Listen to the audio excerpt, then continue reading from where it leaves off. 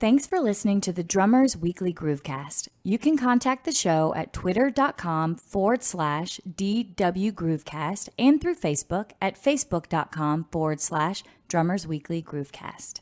Good evening. I am warning you right now, if you touch my drums, I will stab you in the neck with a knife. Ain't a bucket. Ain't a bucket. Mom! Take it easy. Lower it. I'm not gonna lower it. I have to do this now. I don't mind you playing it, but lower it. We get straightened out? Oh, we had a problem. I mean, we tried to do everything we could. What do you mean? Well, you know what I mean. Little trouble there. You're rushing. Yeah, well, you know, that's just like your opinion, man.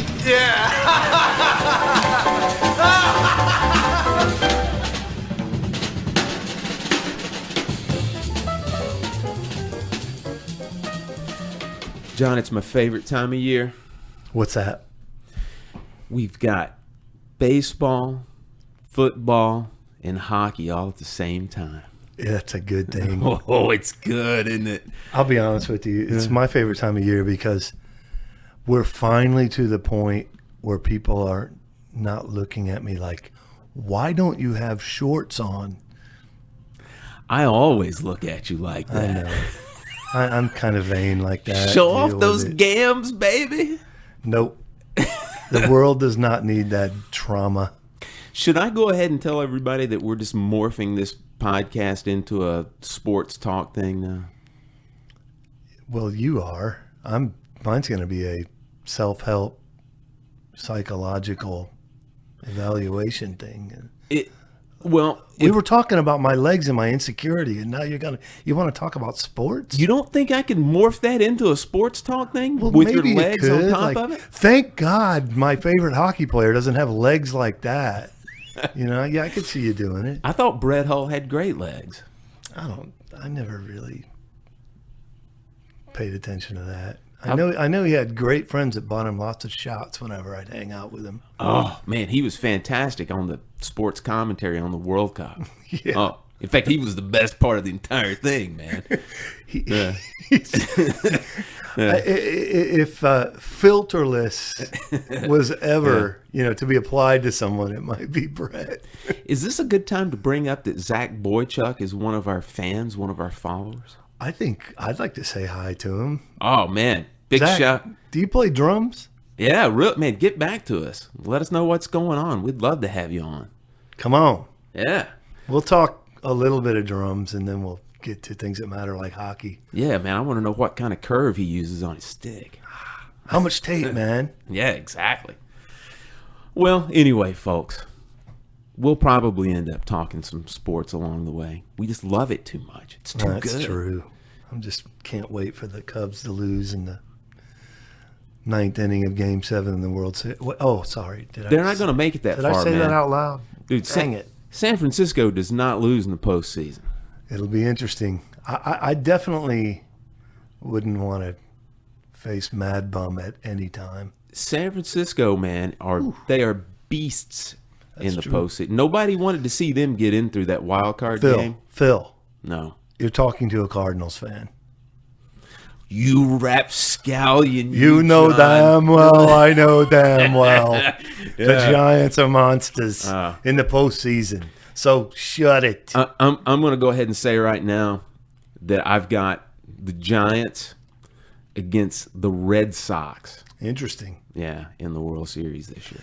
I selfishly want Cleveland and the Cubs and Cleveland to win their first World Series in half the time they've waited that Chicago has. Yeah.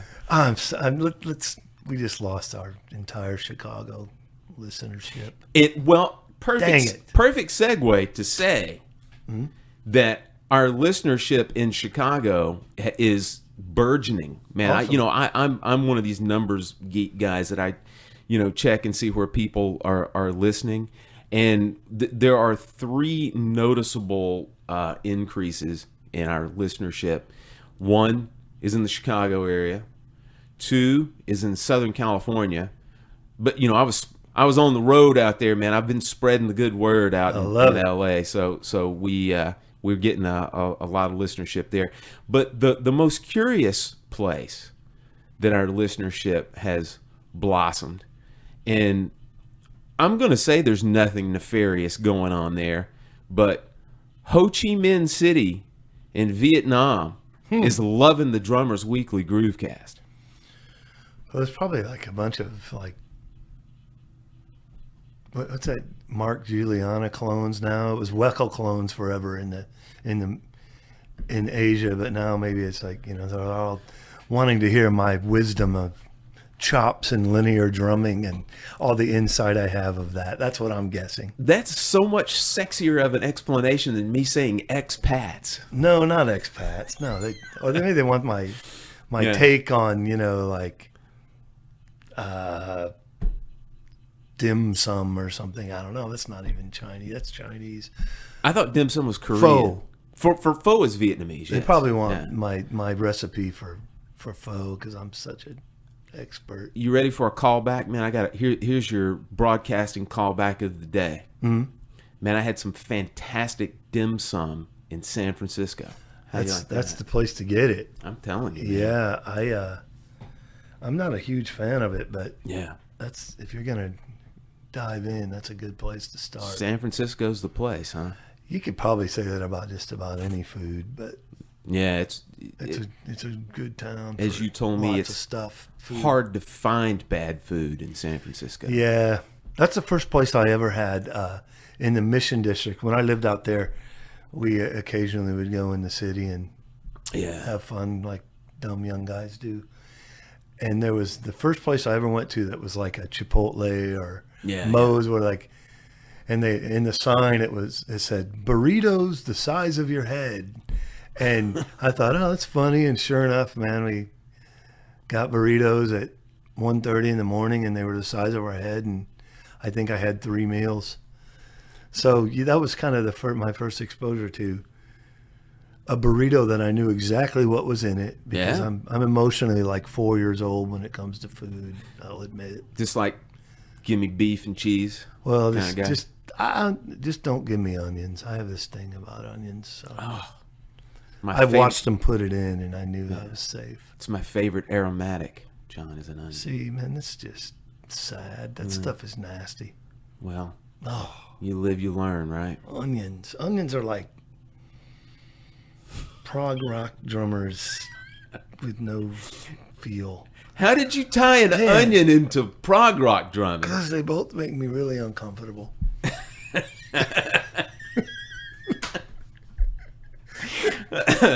All right.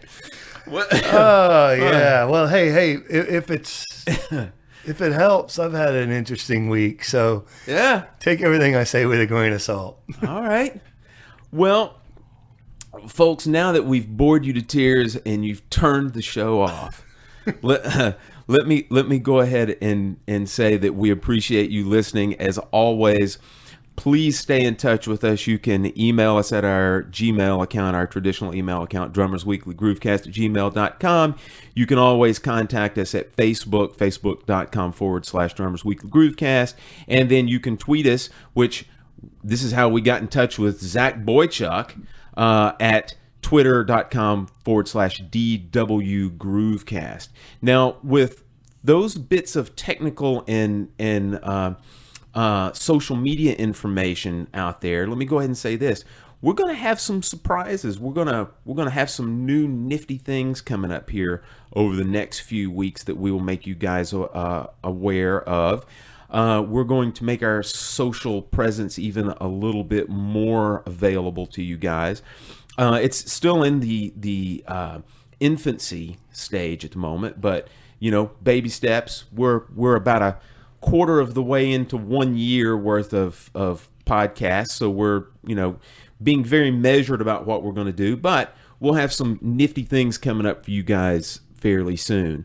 And also, don't forget to go by our fledgling YouTube channel, and it's still so fledgling at the moment that we don't even have a URL for it yet. We've got to have, I think it's about 100 subscribers before we can actually make it the youtube.com Drummers Weekly Groovecast channel, but you know, humble start, humble beginning. Probably because I haven't posted my drum chart video like I promised. You said it, not me. People are pissed, including the guy who gives this podcast his all. I can't look it in the eye right now. Well, that's all right. You have other redeeming qualities like your legs. Yeah, that's true. Yeah. So, When well, they're shaved, they have that shiny kind of thing like models have. oh, that's nice, man. It's like I never soccer noticed that moms part. get, you know. Yeah. You noticed the Actually, soccer it's mom not thing, shiny. right? It's just they're opaque and the sun's bouncing off of them in like a mirror. Well, at least they're not translucent, right? Well, they're close. Yeah. Anyway. So, folks, today's show, we're going to call it's the proverbial trick bag. Trick bag. Trick bag. You like that? I used to get those when I was a kid. You know, you'd put like a quarter in the machine and the little trick bag would come out and they would Tricks. be, yeah, there'd be like a super ball in there and like a, you know, maybe like a little toy car or something like that. That's what today's show is. It's a drummer's trick bag. You have fond memories, man. You know. I think of tricks. I just think about like how many I've turned. Oh. Wait. Crap. Sorry, Mom. We used to be a PG rated show. Yeah. Well, that turned on a dime. Well, I mean, you know, it doesn't necessarily have to be of the sexual nature. It could be like, you know, play drums at a wedding or something. So, you know, a hoe is a hoe is a hoe. No comment. So, but John and I, when we were talking about what we were going to do this week, we kind of wrapped a whole bunch of different things into one package to where we talked about, well, we've got some listener mail that we need to get to and some listener comments we need to get to. And we kind of said, well, you know, there's enough questions and enough things that like little tips and little pieces of brilliance, shall we say, that we could kind of put it together and make a show out of it. And so that's what we're going to do. We're going to take some different shorter questions and some like shorter little topics and wrap it all together into a big drumming burrito and give it to you guys. Yeah. It's kind of based on like, in a way, like things that are annoying or, Yeah. you know, solutions to some everyday stuff that just, you know, can be a hindrance or can, you know, you just kind of like, man, this and that, you know, this isn't quite working for me. What can I do?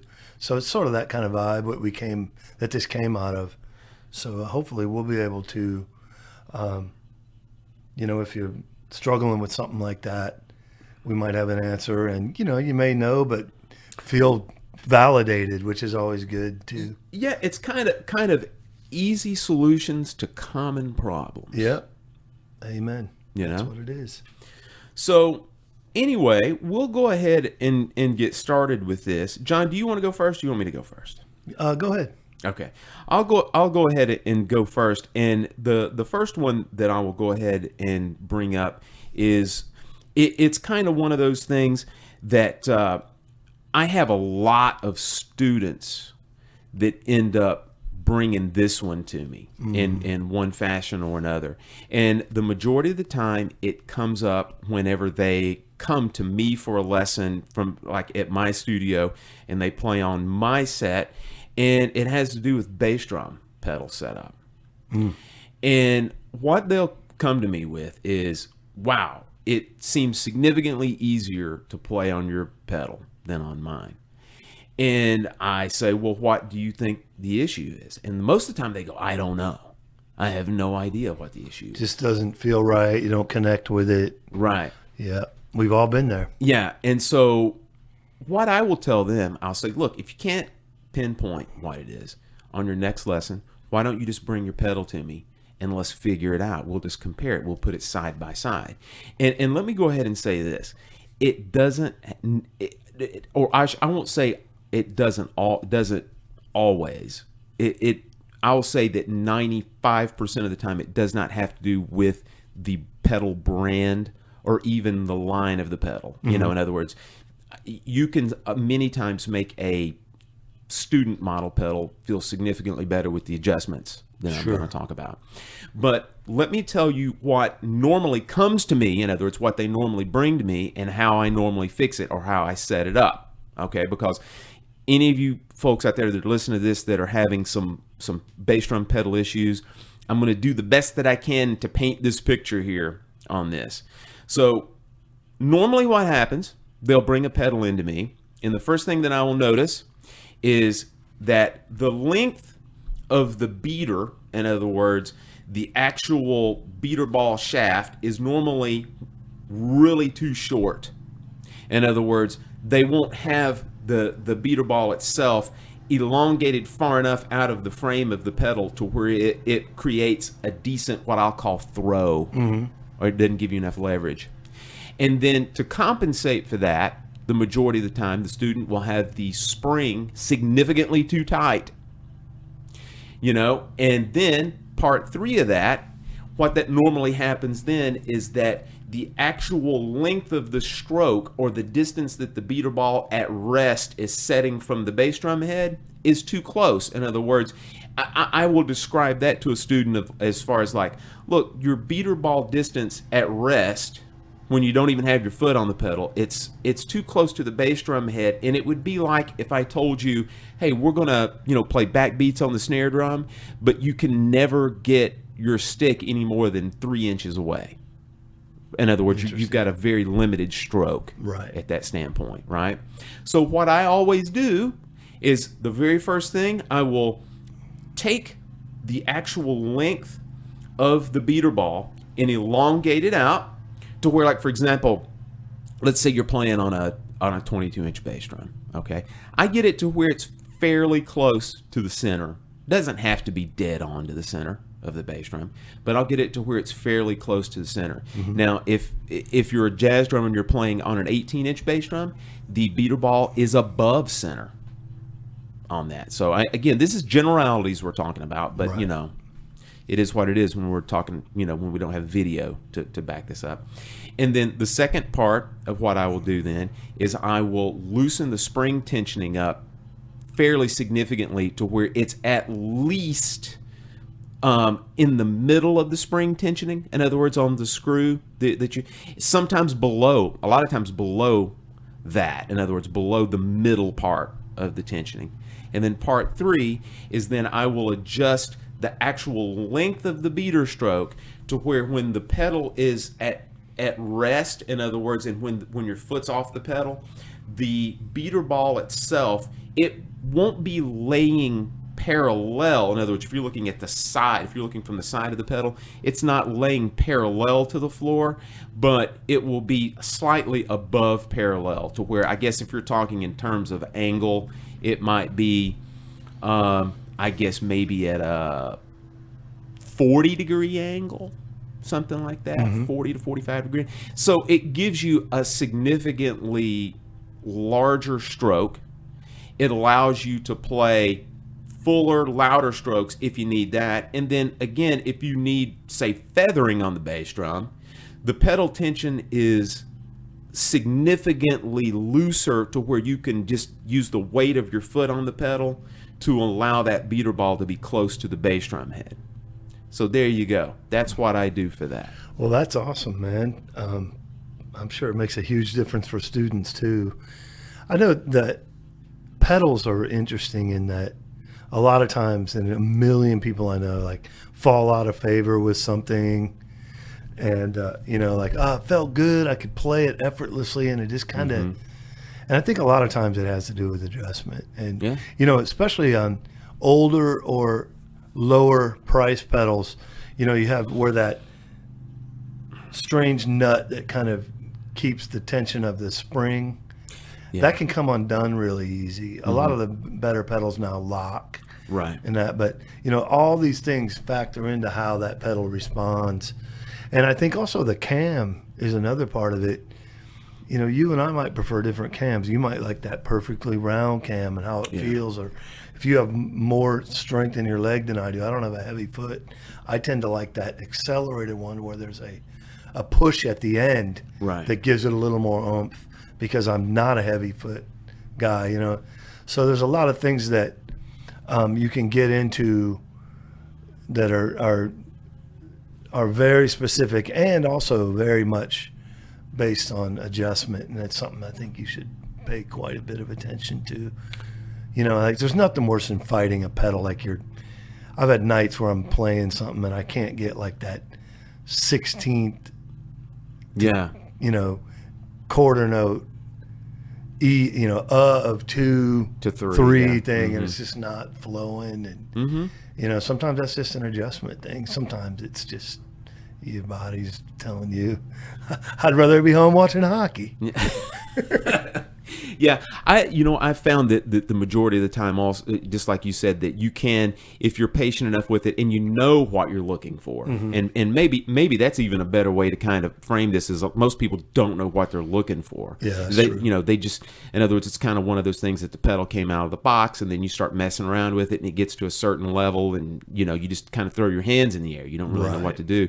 But you know, again, when you have 30 years of experience of messing around with these and playing with pedals that are good pedals and that feel right and whatnot, you can then kind of, you know what you need to adjust to be able to get to it, you know. And so I think that's probably the thing is, you know, if you know what feels good, you can then make the adjustments fairly quickly. And unless you've got a broken pedal or just a pedal that won't adjust to it, you can pretty much get where you need to be. I think so. Yeah. I think it's always funny too, like in drum shops, you'll see 15 pedals lined up on that, you know, little pedal mount with the rubber pad and all that, and you're kicking them. It's like, I'm not sure if that's ultimately the best way to figure out what pedal you want, because depending on how it was set up or how it wasn't set up could factor into your opinion of it in that immediate, you know, couple strokes, you know. So it's sort of a, you know, make sure you take some time, and you know, maybe if you're buying it, especially if you're buying an expensive pedal, be sure to do 2 things. You know, one is be very careful in the testing of it to keep it nice on it, because have a return policy at the store, because you may want to take it back and try a different one. And you know, that's something that you should do if you're spending $150, $200, $300 on a pedal. Absolutely. You know, make sure. So there's some things to be mindful of. Kind of along the same lines, adjustment and all that. I've actually had someone ask me, I like to use these certain cymbal stands that they're from the 2000s, or that Pearl Unilock model with the black label. And I like them because they're very simple. The sections where they come together and tighten, you know, they're well designed that they're not going to fail. It's not a bolt going into the tube, you know, that kind of thing. Right. So there's some advantages there that make it hold up better. But more importantly than any of that, you know, they were one of the early gearless tilter. And I first came into gearless tilters with cymbals. Yeah. And I realized, and I know a lot of guys have, that, man, the angle, you know, it's such a personal preference in where you want that angle, and sometimes the most minute adjustment depending on how you hit your cymbals, how you like them, how, even more importantly, how you like them to react after you hit them. These things come into play, and a gearless tilter really helped me to find that magic spot, and so I really am a proponent of those. And again, in the angle, it's unbelievable how in the tooth, the gears, the ones with gears, the teeth, from flat to the next angle, you know, your wheelhouse could be right in the middle, and you have no way of making that happen. So it limits you in that sense. And we're getting into pretty, you know, specific personal thing here, but millimeters. Why wouldn't you, given a choice, use the option that allows you exactly what you want? And here's what's interesting about the cymbal tilter thing. You know, ride cymbals, man, it's like, a little different. I actually use a boom and that come in, so some of it's the arm Right. extension bar. But just that angle alone and how that cymbal responds is huge. You know, I don't deal well with a really flat ride, and I see some guys really like that. For some reason, it doesn't respond as well to me. It may be that I don't use as heavy of a ride. Something's factoring like that. Right. But man, where the gearless really came into play was a snare drum. And we're talking every geared snare drum. Yeah. It's perfectly flat, or the next one is angled too far and it doesn't feel good. And that's where I got super locked into, like, I gotta have gearless snare drum. Man, I completely agree on all facets, because where I got originally spoiled on the gearless stuff was the first professional kit that I ever owned back in the, I guess it was in the mid 80s, was a Yamaha recording custom set. And, you know, in particular, the snare stand and all the tom mounts were uniballs. Yep. Love it. And I mean, there's so many great things about that. And you know, one quick thing I was thinking about when we were originally talking about this, and we were talking about gearless hardware and uniballs and stuff, is that if you want to take it to the nth degree, especially with like tom mounts and whatnot, something that's kind of cool, man, about the uniball mounts is that if you wanted to do this, you can actually flip those drums upside down, leave them on the actual mount, and change heads and or tune. You know, I love that. Isn't that Yamaha crazy? mount. Yeah, man. And even better, I love Gretsch USA Custom, and a Yamaha mount fits perfectly into TechWare mounts holes, so I've you can got change some them of out. those, John. I know you do. Yeah, because you're smart and you know me. that's right. No, Yeah. that's really, they do. Yeah. You don't have to re-drill on a Gretsch. Little Right. inside info. Some guys know. The Yamaha tom bracket that goes on a bass drum is the identical footprint to Gretsch TechWare. How do they know? Well, How did they know? I think Fred Gretsch is such a visionary that he said, that cranky bastard John Chalden Yeah. has his little preferences, and he's going to bitch all over the internet when it comes. Now that Because is he's noticed this way yeah. back then. But, Yeah. you know, he's going to make a big stink about it. So I'm just going to, TechWare is going to have the same. And you know, they used to say that all he And then I cared woke about- up and realized that was all a bunch of crap. Yeah, they used to say that all he used to care about were the guitars. Me? Him? No, him. Oh, him. Yeah. I think the he case, still huh? does. And Yeah. weirdly enough, like imported guitars, because he probably made the most money.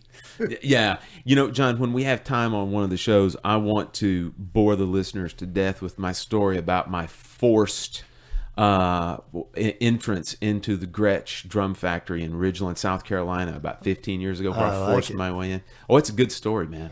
Yeah. I actually have a connection to the manager there, and maybe we could get him on. Do you remember Paul? Is Yeah. it? Yeah. Yeah. Maybe we could get him on and then, you know, corner him about how unaccommodating he was. No, actually, he let myself and the great bassist here in town, a guy named Neil Starkey, that I'm Yeah. sure that a lot of people are aware. Legend, man, legendary guy. He let me and Neil actually tour the factory, and this was like pre-Command days. You That's know? awesome. Yeah. So we can get into that at a later time, but it's my turn now. I think you should do it on your own, because I'm just going to sit here and turn green with envy and spew this hate towards you. So another time when I'm unavailable and you can do your Gretsch story. The only thing that I'm going to say about it is that it was during a low period of the Gretsch factory when they were having problems with their nitrocellulose lacquer spray and the EPA. That's all I'll say. Yeah, that was some challenges. There was some challenges there. It's an So, understatement. I believe this was probably right around 98, 99 or so Okay. when I was down there. But Were you going to the jazz corner? I was playing How at about the jazz that? corner, John. Man, I'm so in the know. Yeah. That's not really that impressive. Yeah. Where else is Neil Starkey and Phil Smith going to go in You didn't think we had South Carolina? You didn't think we had a vacation home in Hilton Head? I mean, I guess you could, you know, Yeah.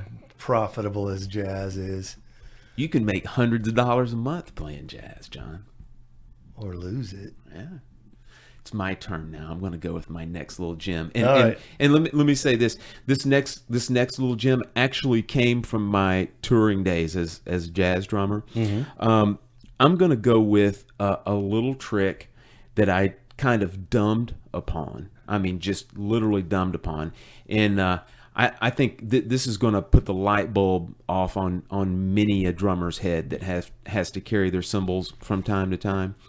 And what it is back when I first started doing some touring where I had to do some fly out dates where drums were provided, but yet I wanted to carry my cymbals, which were all of the fly out jazz dates that I did. Mm-hmm. I had a flight case made for me, and it was just a traditional cymbal flight case with, the recessed handles and recessed latches and ball corners, the whole thing, and it weighs about 1 million pounds, right? It's got the industrial foam on the inside.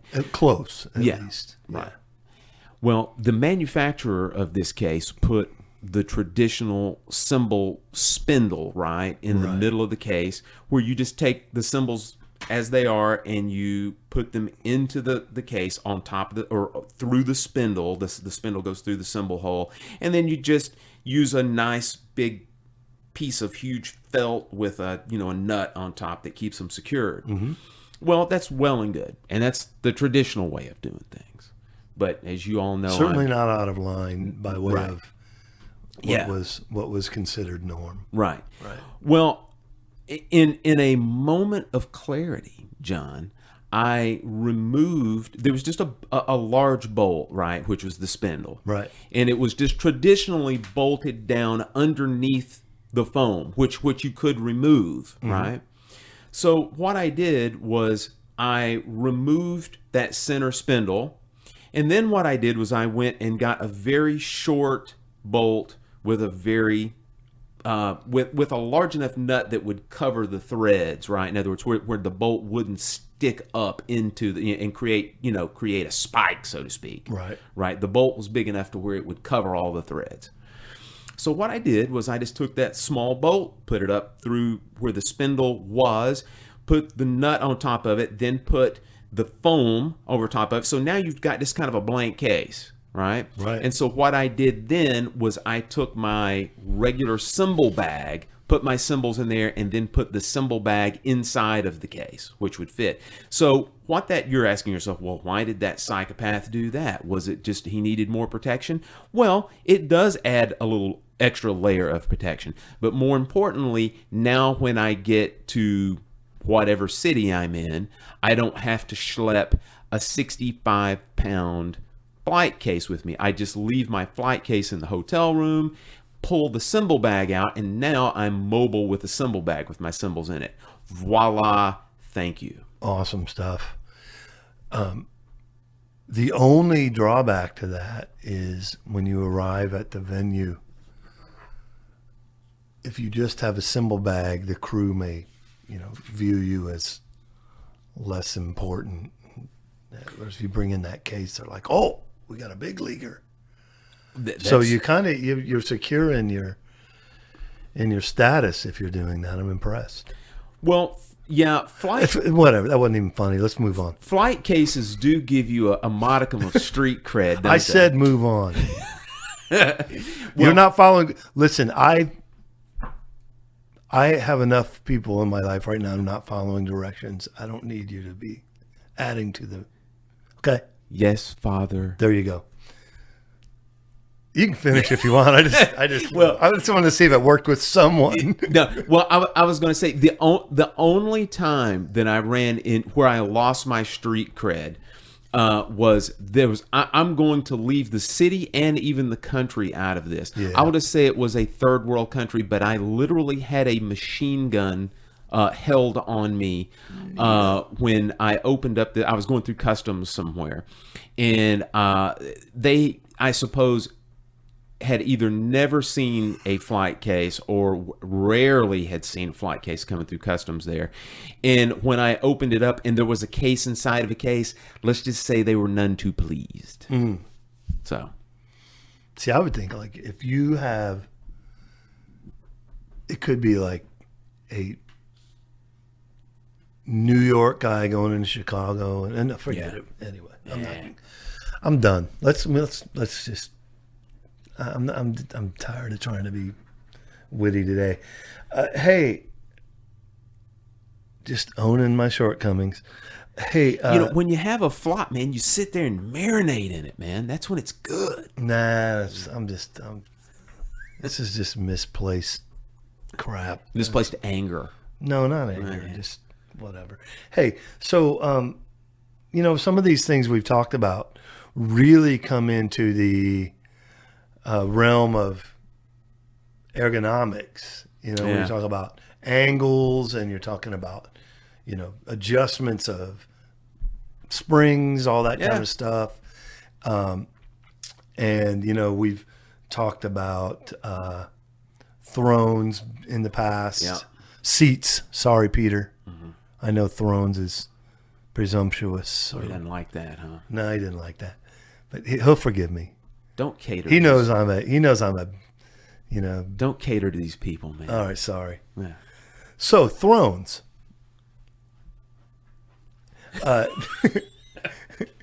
So we've talked about the importance of a good throne and the adjustability of it.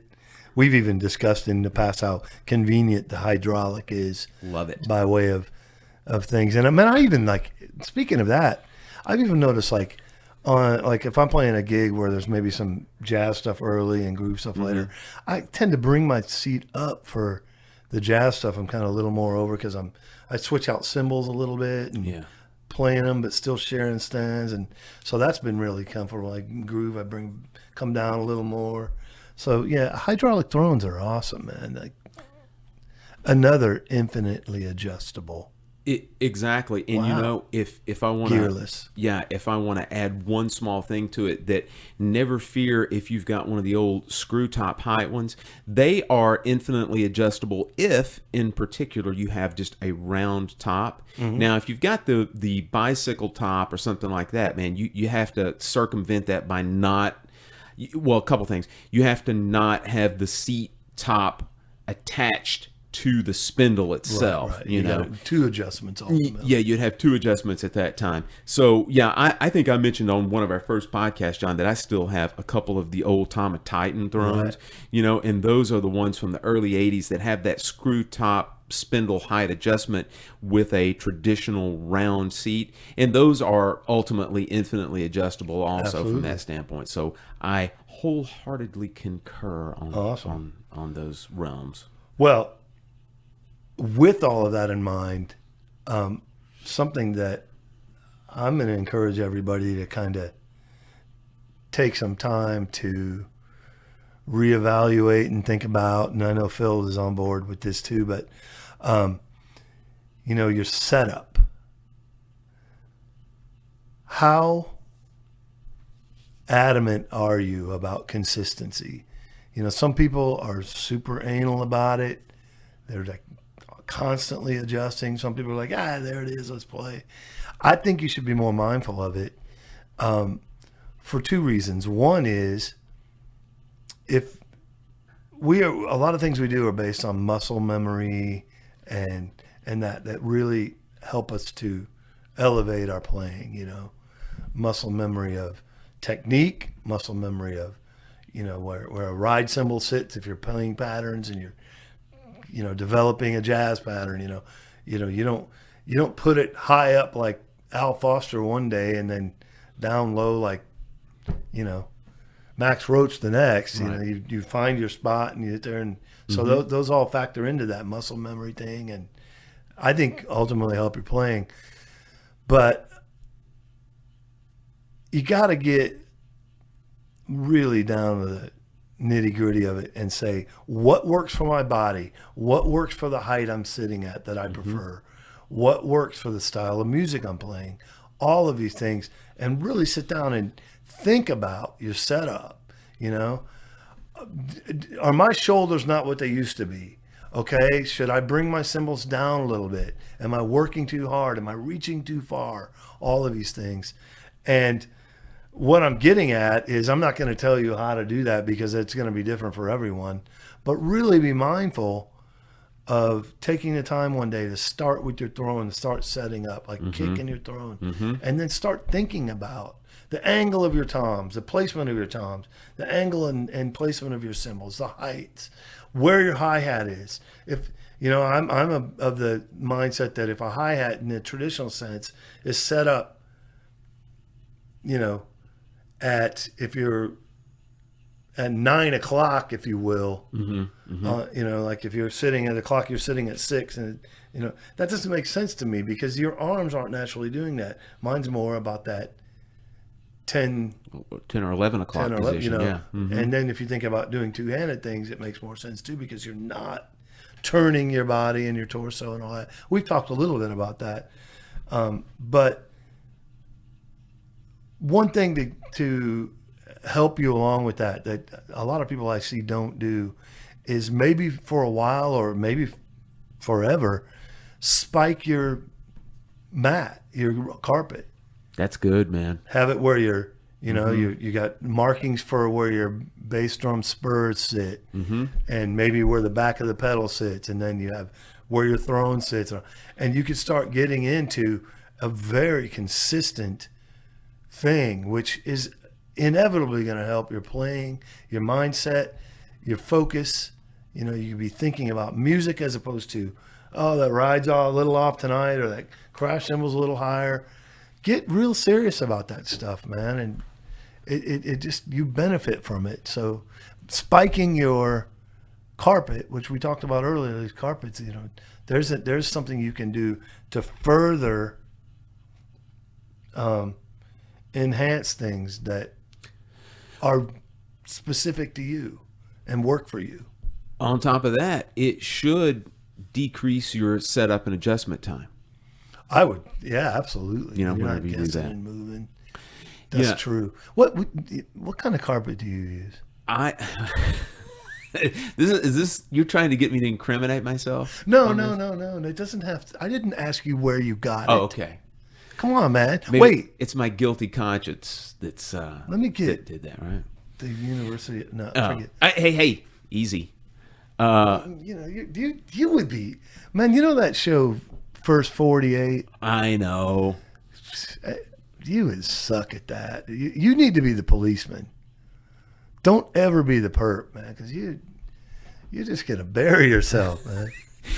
Hey, what do you mean? What do you mean where'd I get it? Do you want me to answer the question or not? Okay. Did you steal it? No, I didn't ask that. Sorry. Go ahead. I like the proverbial low pile carpet with a rubber backing. Oh, John. yeah. The industrial doormat. Oh, absolutely. The best. Yeah. But, you know, this entire little segment about setup and ergonomics, I mean, it was originally, we've kind of answered this question in several different ways about three or four different times we've answered it, but we've used like different, I guess you might say, different ways or different topics to get it. Like that podcast that I did, the solo show about the grip and changing grip according, it kind of ties into this entire thing because it was a question that was posed to us months ago. You know, that I had a listener ask something about grip and how it related to playing different styles and this kind of stuff, and this ties directly into it as well, man, that you're set up regarding the instrument height, the instrument angle. It all has to do with the ergonomics of how you get that stuff set up and your playability aspect of it.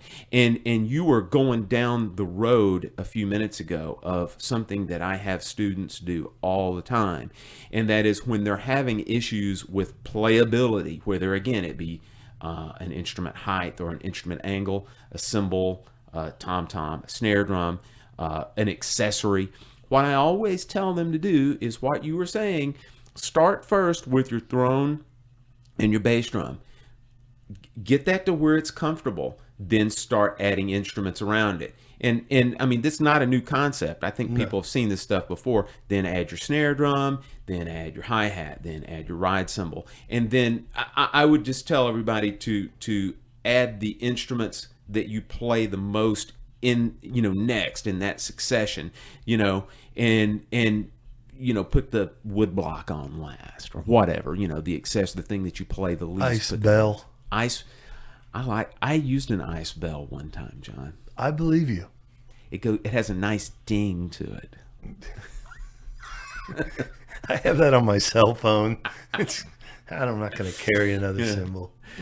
Ding! I got a text message. Yeah, that's what happened if I heard you playing. Like, if you use an ice bell in this day and age, like 92 people look at their phone. I thought I heard a text message. Point well taken. Plus, where those things don't fit in a cymbal bag. Where do you carry them? More man? importantly than any of that, man, as a friend, I feel obligated to say, stop, don't use that. So I'm just looking out for you, man. As another one of my friends would say, it's a perfectly good waste of a cymbal stand. I got nothing. He is right. He's right on with that, huh? Ding. Yeah. So, but just start with your bass drum and your throne, and then start adding instruments around.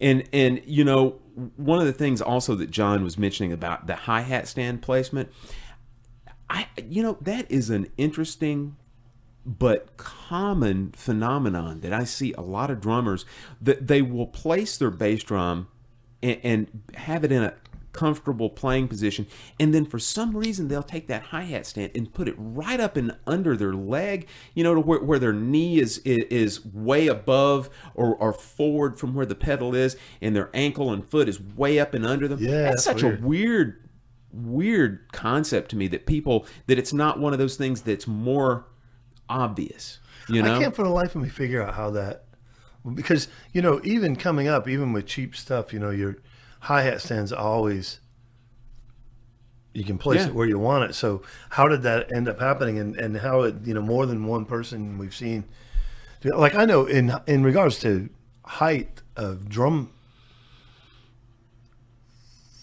throne. Yeah. My first drum throne, I couldn't adjust it much, and it was pretty low. Yeah. So I became almost like Vinnie Colaiuta circa 1979 low, but it was because I was so used to that, because I couldn't adjust it a lot, and I sat low for a long time, and needless to say, it didn't help a lot of things like my lower back, but the hi-hat thing's a little different. It's kind of like, man, Totally you can put different. that anywhere. Put it anywhere, How does that feel comfortable? It's bizarre. John, should we go on a rampage and just be totally retro now and bring back canister thrones? Say that's all we're going to use is canister thrones? No, because two things. One, they're already heavier than a regular throne. Good point. You're going to probably put some stuff in it, so it's going to be even heavier. There's no good way to transport it either, right? No, I mean, you got to buy another case if you want to protect it. And like I was saying earlier, sometimes, I'll, depending on what I'm playing style-wise, I might sit higher one set and lower the next. So there's a weird... Okay, so listeners, cancel the canister throne, reinvention. No, don't worry about reinventing. Go find them and sell them for hundreds of dollars. I encourage that, because if you find original ones, they'll bring you some coin, but I wouldn't suggest using them in there. So you heard it here first. Here are the instructions.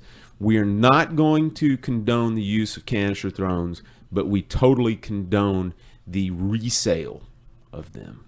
Amen. Done.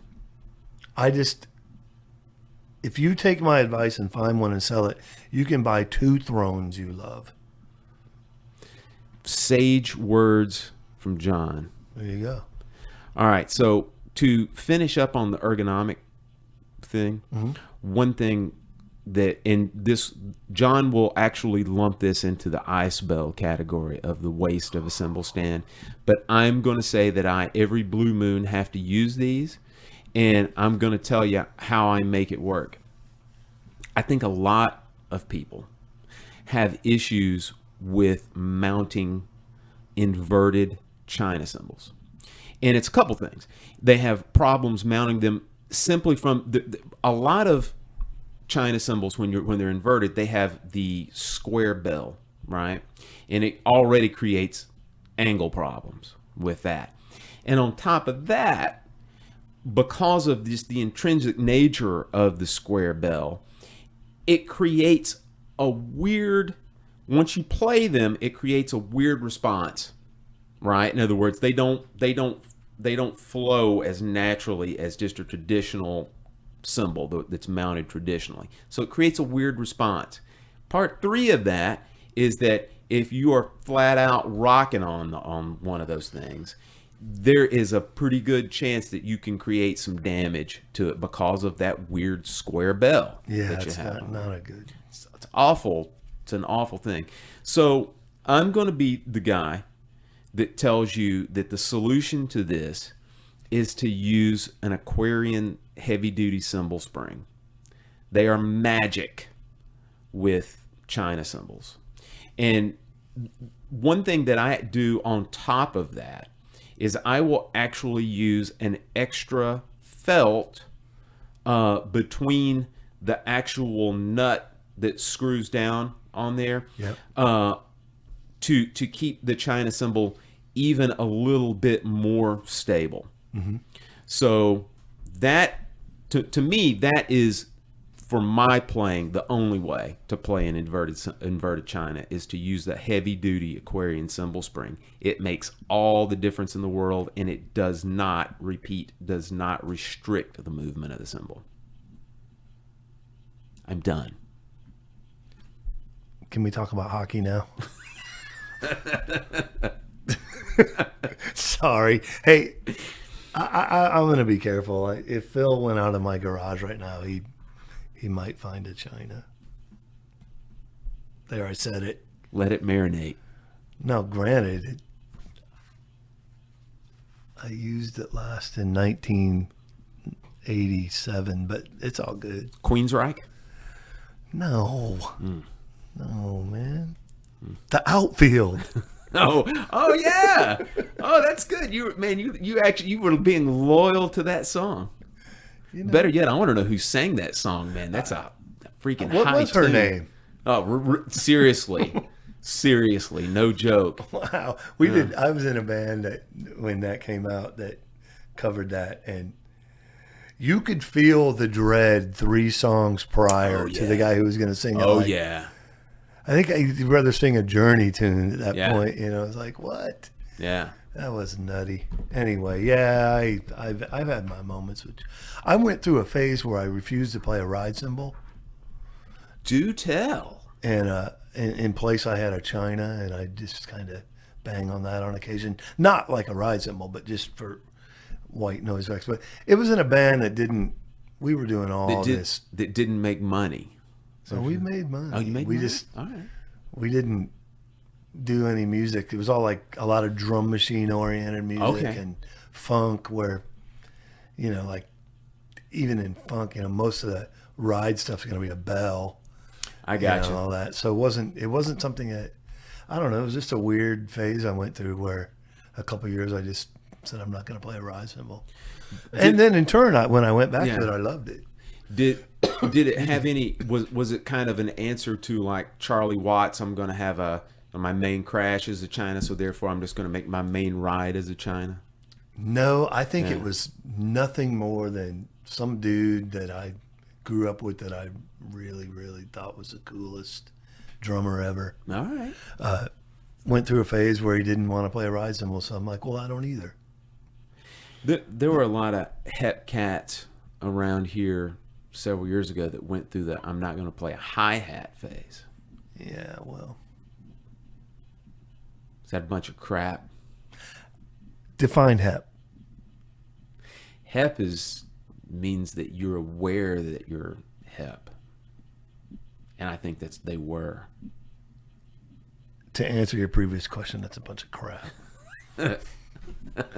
No, I mean, you know, whatever, man. that's kind of weird to refuse to play a hi-hat. I'm sort of like, that'd probably be the first cymbals I would have set up if I were told you can have one cymbal or cymbal-esque device on stage. Max Roach would agree with you. Well, yeah, because, geniuses tend to agree. Hey, man. I mean, trend-setting, music-changing people like Max and I, we... And you wonder why in the past I asked you to join me on this show. Yeah. Makes sense now, doesn't it? I'm just realizing you're just using me for my stature and brilliance. Hey, you've already signed the contract. Dang man. it. You're obligated. Max, God rest your soul. Yeah. The struggle is real. John, you have anything else, or you want me to finish up with something? I think we're ready to move on. The one other quick magic bullet that I'll give you that I do that I don't know anybody else that does this. Maybe it's because it's not a great idea, but I'm going to throw it out there anyway. Something that I do in my cymbal bag is I actually put spare drum heads down in there. It works. It's a good idea. At least it works for me. You know what I mean? You might think that, the integrity of the drum head, in between cymbals, it's probably not a good thing. Let me tell you, I've never had a hoop on a drum head get bent. I've never had a drum head either get dented or, broken or split. And I've been doing it for years, and it works. And the majority of the time, if I'm doing local stuff, it's primarily just 14s that I'll put in there for my snare drum. You get through a gig if you have. Yeah. I'll tell you the truth, man. I'm so lazy about changing heads that I just bring a second kit. Just in case. If a head breaks, I'll just, put up another tom. Dude, that makes my carrying a flight case story I'm look kidding. like amateur stuff, dude. Yeah. Yeah. I don't, I've never broken, I can't remember breaking a head. I think I blew out a bottom snare head once, but it was That's probably a real man like thing, yeah. over tightened or already split because I'm not a man when it comes to that. But I carry the extra snare drum. Yeah. Always. So that's kind of my solution, I guess. But I don't ever think having heads around, or maybe you have a spot you could fit them under the seat in your vehicle. Yeah. Having some available is a really good idea. John, I feel like I've pretty much said all I need. I've done enough damage today. Do you have anything you want to add to it? No, man, that felt pretty good. I think there was some really good things that, again, like I said, sometimes we face some challenges in trying to find the right solution to something, angles, adjustments, all that. And we also, sometimes it's just nice to hear that your ideas are implemented by others. So we hopefully touched you in some way, shape, or form. Well, there are so many times in our business that there is no instant cure or magic bullet to fix something, but there are a few, and we gave you some of them today. Little practical tips that you can use, because like I said, these are the kind of things that a lot of times, nobody tells you these. You just kind of dumb into them over a period of time, and so maybe you can use some of these things, or maybe like John said before, you do use some already, and it's somewhat of a validation that the guys on the podcast say it's cool. A lot of stuff like this too, man. Just riffing with your friends about things, just talking with guys. Like I remember when I lived in St. Louis, I would go to the drum headquarters all the time and just hang out, and we'd just be talking about gear and players, and it's incredible what you can learn, from experienced pros, so just always, I'm always talking with other drummers about this and that, and every once in a while something really cool comes up. But man, there's a lot to be said for communicating with peers and all that too. You know? Or if you're having a problem with something, I mean, now you can just get on Facebook and go, man, I can't get my cymbal angle right. You know, like, there's going to be 42 people with an opinion. So, John, you just mentioned something about seasoned professionals. I did. Yeah. And to go ahead and finish up our show today, put a button on it, put this thing to bed, we're going to talk about some of our favorite underappreciated seasoned professionals. We haven't done one of those segments in about a month or so. So we got a couple of good ones today. Mm-hmm. John, tell us who you like. Who's a great underappreciated drummer? I'm going to put the fabulous Andy Newmark out there for consideration. I'm never as prepared as Phil with detail, but some highlights of Mr. Newmark's career would be Sly and the Family Stone, Fresh, legendary and groundbreaking record. Played with John Lennon, pardon me. The Roxy Music stuff, it's just stellar.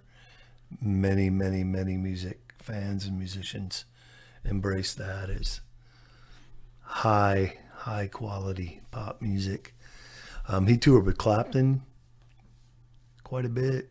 Just a really great groove player, simple setup, you know, just a lot of things that resonate with me. But as a player, he's got a lot to offer in the, you know, in respect to serving songs and great feel and sound, and a cool guy. He's got some incredible stories, needless to say. But I encourage you to check Andy Newmark out. What a beast. The first time that I actually put the name with the face on Andy Newmark was actually I had seen him before, and of course I'd heard his music before, but I didn't realize who it was until I read an interview with him in Modern Drummer back in, God, it was probably, I was just a kid, man. It was in the early 80s or mid 80s or something like that.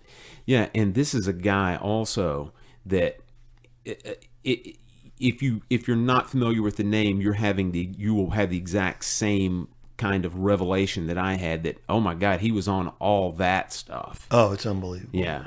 Yeah. So yeah, definitely.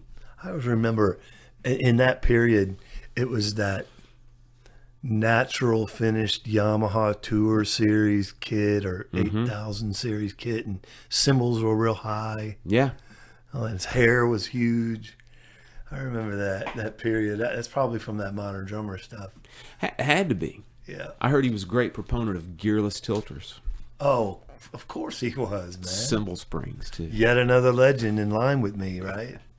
Yeah. Oh, boy. You know, John, my guy I'm going to go with, had his heyday in the 80s as well, not as well as Andy Newmark. Andy Newmark was prior to that, but that's when I really discovered him, was in the 80s. This guy also discovered in the 80s. And let me go ahead and say this. This is going to fly in the face of convention of my previous picks, because I was made well aware by a listener that even though you have mentioned that I have reinvented myself over the past 15 years as not being just the jazz drummer, that all of my picks on everything I've ever done on this show has been jazz drummers, except for Kenny Jones. So, but yeah. Before I forget, you're kind of exposing yourself, and this will reinforce my thing, but, you know, like giving a shout out to a drummer from a metal band recently. And, yeah. You know, you were kind of going on about a couple other hard rockers, so maybe in your youth it's the roots, man. Yeah. You were a bit more inclined to like a little rock and roll, man. I'm excited about that. This guy that I'm going to talk to you about today, he is a sorely overlooked hard rock drummer. He's a New York guy, played with some New York bands, Played with some British bands also. We're going to talk about the specific groups in a second. And John, aside from being a truly wonderful player who gets a great sound out of his instrument, he's quite the showman also. That he is. He's quite the showman. And the drummer that I am speaking of is the wonderful Bobby Rondinelli. I first became aware of Bobby when he played with Rainbow back in the early 80s, like around 1980, 81, 82. There is a record in particular that he played on that he is a rock god, and it's Rainbow's Straight Between the Eyes. I mean, he is just everything you'd want to be in a rock drummer on that. Great, huge drum sounds, and granted, some of that has to do with the recording process, but it certainly helps to have a guy that can flat out hit them back there. And they weren't replacing with samples at any point. you got that right, man. Yeah, so he played on a few Rainbow records. A little bit later in his career, he played some with the New York rock icons, Long Island icons, Blue Oyster Cult. Mm-hmm. And he also played some with Black Sabbath during one of their many feuds with Bill Ward, So, yeah, he played with Black Sabbath for a while as well. And then aside from quite a historical rock and roll playing career, he also has written one of the foremost books on double bass drumming as well. It's a very highly regarded, well-written book that he put out, I don't know, maybe 15 or 20 years ago or so. So he's got a little bit of a pedagogue in him as well, nice. With that. So that's my pick for the day is the great Bobby Rondinelli. What's interesting about Bobby is, and I kind of feel like there's plenty more we could kind of touch on, but he was a really, really kind of a precursor to what we ended up seeing as the LA hair band scene. Mm-hmm. And I feel like there's some guys that were really overlooked, a lot of East Coast guys especially, because the hair band thing, were predominantly West Coast bands. Right. There was a band here or there that broke out of New York, but there's a few East Coast dudes who are kind of overlooked, and I kind of feel like they were just a little bit ahead of that curve with the MTV thing and the exposure and all that, and a lot, and two or three of them I'm thinking of were like just much better players than a lot of the guys that came out of that LA scene. Mm-hmm. And that's not to say that in the LA scene there were two or three guys that were really, really great players, and then a bunch that were just okay and had a look and a vibe and a big kit. Yeah. But there's definitely some of these, Aldridge is another one that kind of fits in that, just kind of, even though he got some play, but really great players, wonderful hard rock players, together on a lot of levels, technique and all that, and unsung maybe just because of what I talked about. Like they didn't get quite the exposure that some other guys did. Another guy that's kind of cut from that same cloth, that's another New York guy, is Joe Franco. Used to play with the band The Good Rats. Yeah. That band just never really did anything outside that region, really. Didn't he have some presence with Modern Drummer, like teaching-wise or article-wise for a while? Well, to me, Joe Franco wrote the Bible on double bass drumming. That's what That's the really book on that. That's the one that I if I teach that method, it's out of that book. Yeah. It's very well done. From that same pedigree, and you could talk about a couple of those guys that came into the KISS camp. Oh, yeah. That were East Coast guys that were pretty serious players, too, and kind of, even though they got some props being in KISS, it's still like we don't ramble on about Eric Carr or, and there's the East Coast had some pretty good output. Yeah. As far as that goes. Bobby, was exceptional. Yeah, he absolutely is. And another guy, man, that was with a little bit of a, we'll call it a little bit of a gimmick band and whatnot, but the drummer from Twisted Sister, who actually I think Bobby did sit in with Twisted Sister some, but there was a guy named AJ Perro that played with Twisted Sister. AJ Perro could flat out play. Well, a lot of these guys, like I saw the documentary on Twisted Sister, and one difference I think in the 80s scene is the LA bands, they'd work their shows and they'd play here and there and make it, like LA pay to play kind of thing and all that. Whereas man, you watch that Twisted Sister documentary, those guys worked their butts off. I mean, they were playing 6 nights a week. And, how can you not get it together, I mean, the East Coast bands, there was that tri-state scene where, especially the better ones, they had some decent sized rooms and they were playing all the time. So, of course, you're going to have some players coming out of there. Yeah. That, and I think it's a little different in the LA scene that guys weren't playing as much.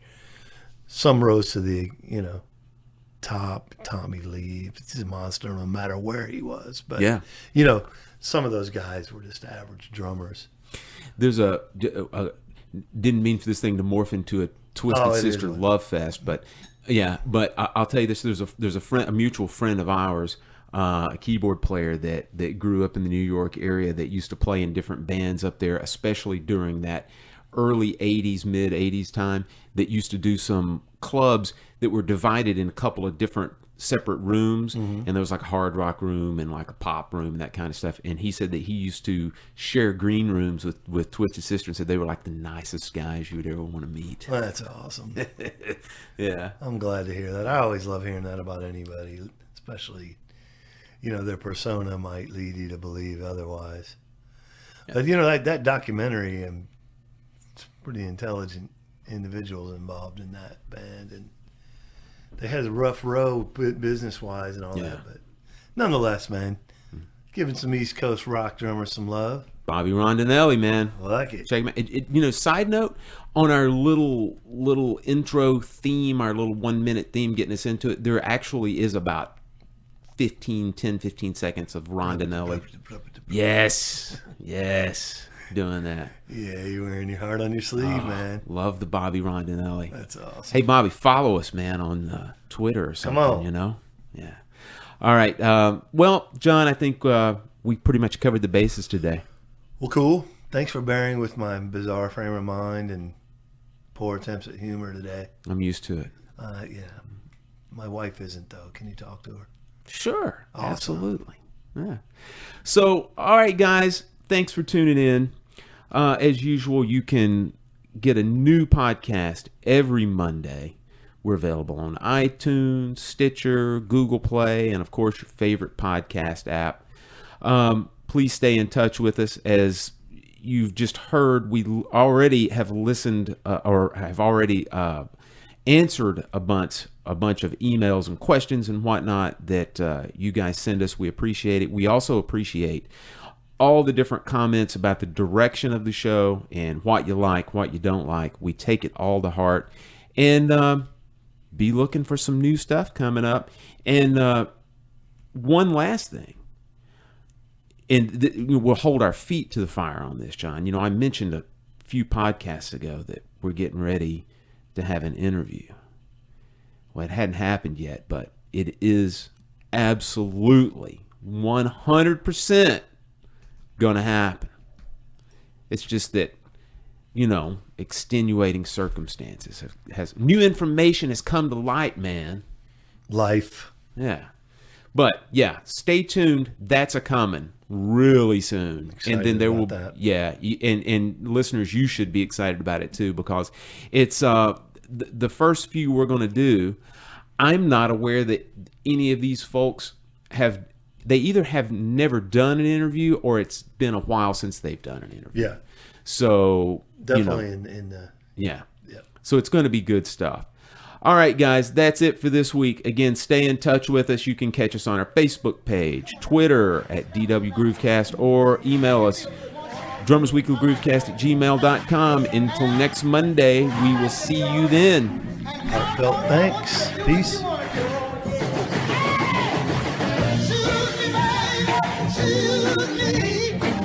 Shoot me.